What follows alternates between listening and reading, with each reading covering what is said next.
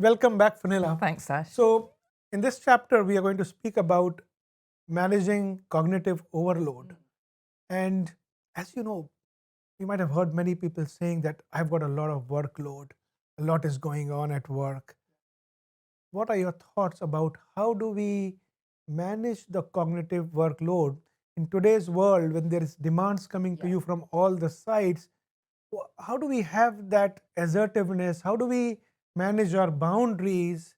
Because it's really integral to function Yeah, on yeah. a day-to-day basis. I'm glad you mentioned boundaries. Yeah, that is vital to the whole discussion, isn't it? Yeah. And I think most of us at some point have said to a friend, maybe invited us to do something nice, I just have so much on. I just have. Yes, And yes. we've had friends say that to us as well. And sometimes maybe there are things we're engaged in at work that we really want to do or projects that we have. But maybe other times we would rather go and spend time with our friend or a partner, and we need that, we require that, but we perhaps we don't. And we then just have this sense of too much incoming, just everything, just everything at work, everything that's in our phone, which we touched on at the beginning. Yes. Just all of that demands. So yeah, we might start to feel irritable. We might feel frustrated. We might find it hard to think.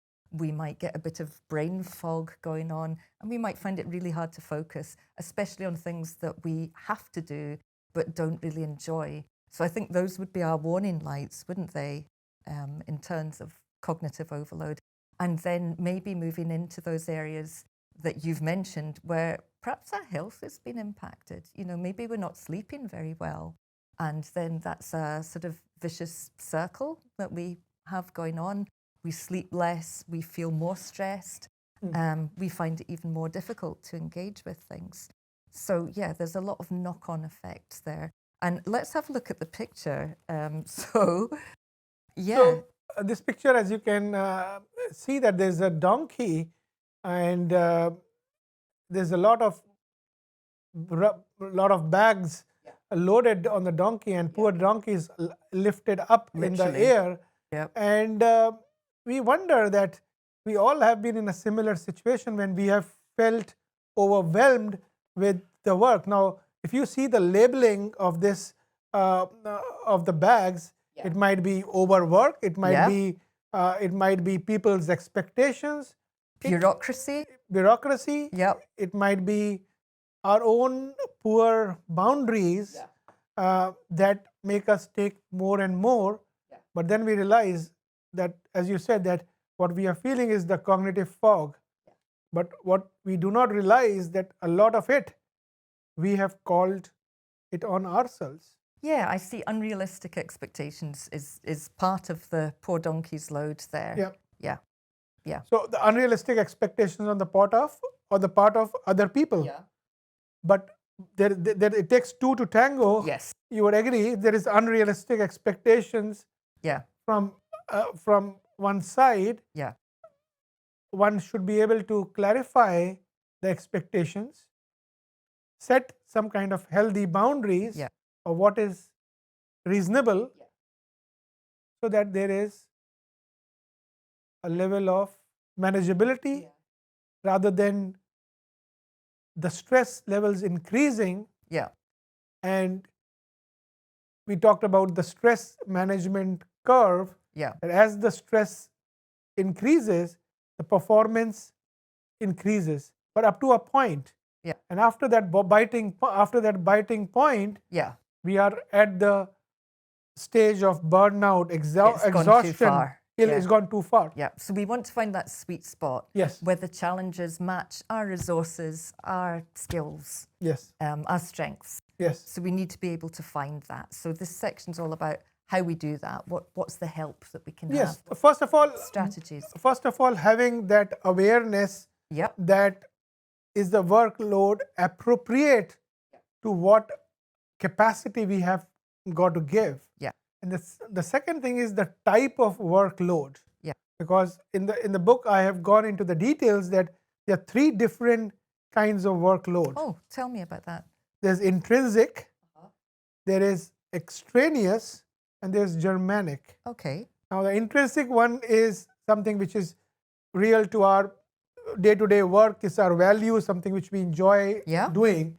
Germanic workload is something which helps us to grow, and we have to step out of the comfort zone, but we learn, we grow, Yeah. learn new things. Yeah. And very, very equally important, but it is the extraneous workload.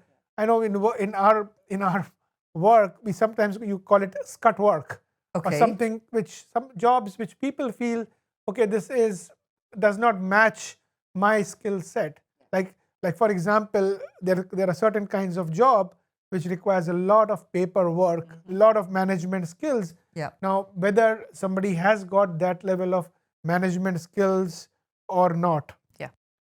And immediately I'm thinking, in managing that situation, could we delegate? Could we find a new way to approach that task? Delegation is, of course, a very important skill, but effective delegation Yeah. and appropriate delegation. Yeah. It's not just piling it all on Because to if somebody you else. if you do not appropriately delegate or effectively delegate, Yeah. it's going to come and bite you back. Yeah. If you pass this on to somebody who also doesn't have that skill set, for example. Yeah. Also doesn't have the skill set, or if it is a crucial task, Yeah. where if they get it wrong, like in my case, the buck stops at me. Yes. I have to oversee overall that in terms of patient care, that it is the best possible patient care.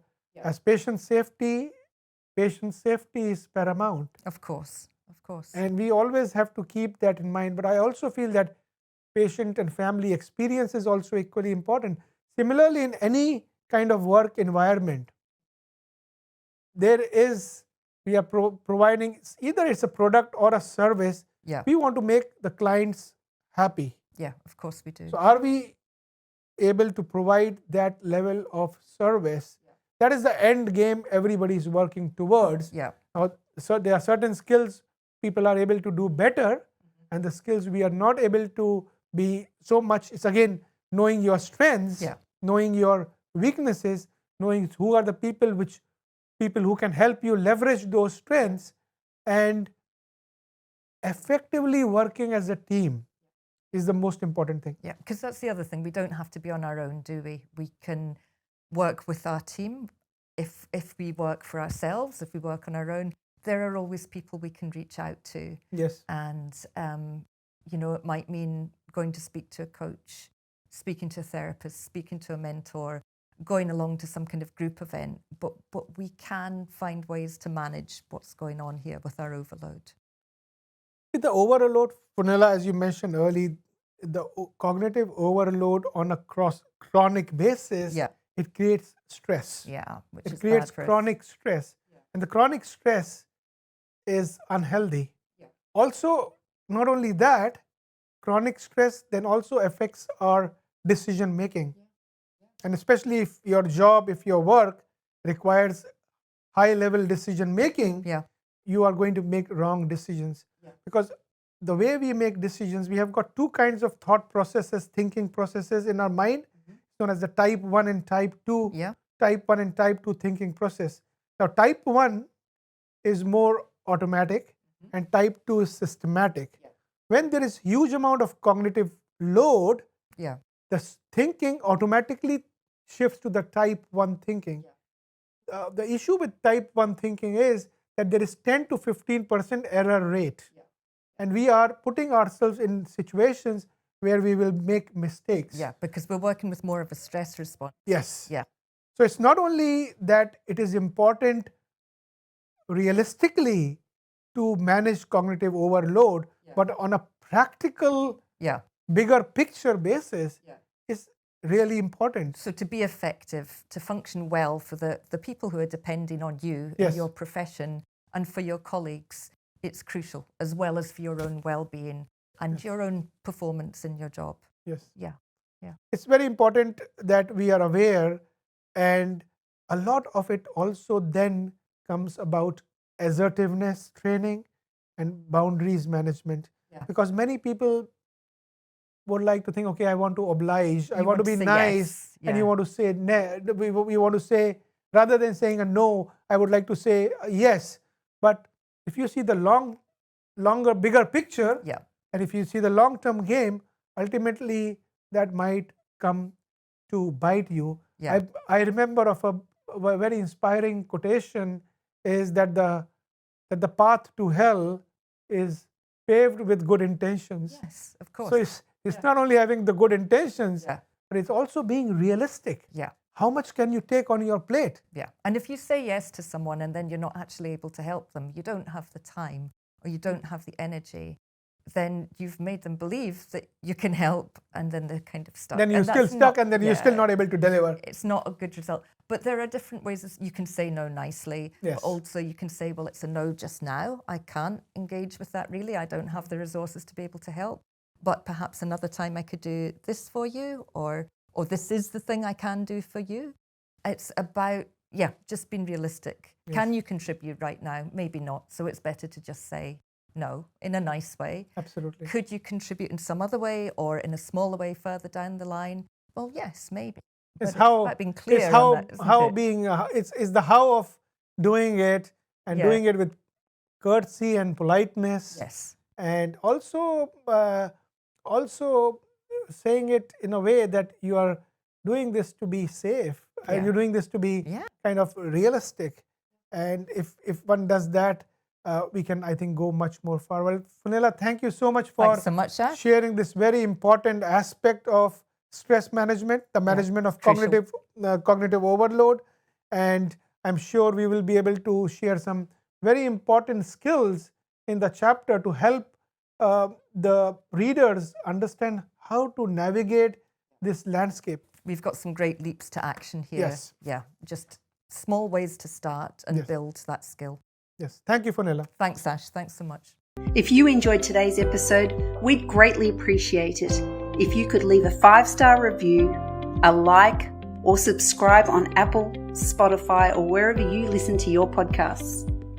Your support helps us reach more people looking to transform their stress into new comfort. We'd love to hear your thoughts, so don't forget to comment and share. For more tips and updates, please be sure to check out our social media links in the description box below. We can't wait to have you with us next time as we continue this journey towards turning stress into resilience. Remember, it's not the stress itself, but how we rise above it that defines our strength. So stay resilient and keep thriving, and we will see you next time.